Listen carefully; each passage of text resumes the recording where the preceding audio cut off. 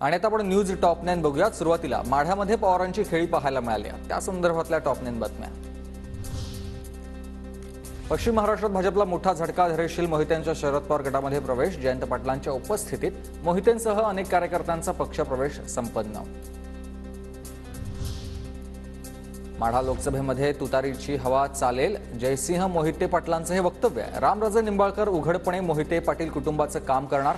धैर्यशील मोहिते पाटलांसह संजीवराजे निंबाळकरांचाही शरद पवार गटात प्रवेश। चांगल्या गाठाला 10 वाजून 10 मिनिटं होते, ते पुढे जातच नव्हतं, तिथे थांबलंय। निश्चितपणे आता तुतारी काय किती वाजेल तेवढी वाजते। 16 तारखेला धैर्यशील मोहिते उमेदवारी अर्ज भरणार। अकलूजच्या सभेत विजयसिंह मोहिते नारायण पाटलांचा प्रवेश। मोहितेंनंतर आता निंबाळकरही अजित पवारांची साथ सोडणार का? सर्वांचं माढ्यातील राजकारणाकडे लक्ष आहे। पक्षप्रवेशानंतर धैर्यशील मोहितेंचा राम सातपुतेंना थेट इशारा। एका रात्रीत आमदार केला तसा एका रात्रीत पार्सल बीडमध्ये परत पाठवणार। मोहितेंचं वक्तव्य।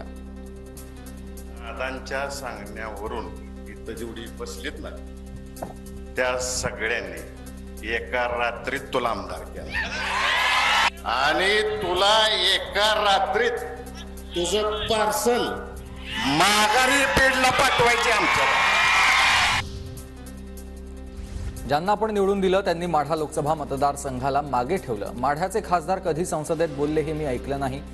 जयंत पाटील यांची रणजित नाईक निंबाळकर यांच्यावर टीका। निवडून दिलं त्यांनी माढा लोकसभा मतदारसंघाला मागे ठेवलं।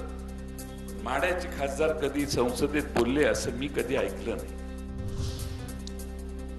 मोहिते पाटलांचा जनसंपर्क मोठा, याचा फायदा महाविकास आघाडीला होईल। धैर्यशील मोहिते पाटलांच्या प्रवेशावर शेकापचे नेते जयंत पाटलांची प्रतिक्रिया।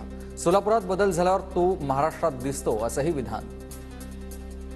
पाटलांची जी ताकद आहे महाराष्ट्रामध्ये, त्यांचा कॉन्टॅक्ट आहे, त्याचा परिणाम मोठ्या प्रमाणात या ठिकाणी होईल। याचा फायदा महाविकास आघाडीला आणि इंडिया आघाडीला होईल। माढ्यात धैर्यशील मोहितेंना माळशिरसचे भाजपचे उत्तम जानकर समर्थन देण्याची शक्यता। केंद्रीय गृहमंत्री अमित शहा आणि उत्तम जानकर यांच्यात आता भेट होणार आहे। जानकर उद्या सकाळी बारामतीमधून मुंबईकडे रवाना होतील। अहिल्यादेवी होळकरांचे वंशज भूषणसिंह होळकर शरद पवारांसोबत लवकरात लवकर शरद पवार गटात प्रवेश करणार। लोकसभा निवडणुकीत आता भूषणसिंह होळकर हे शरद पवार गटाचे स्टार प्रचारक असतील।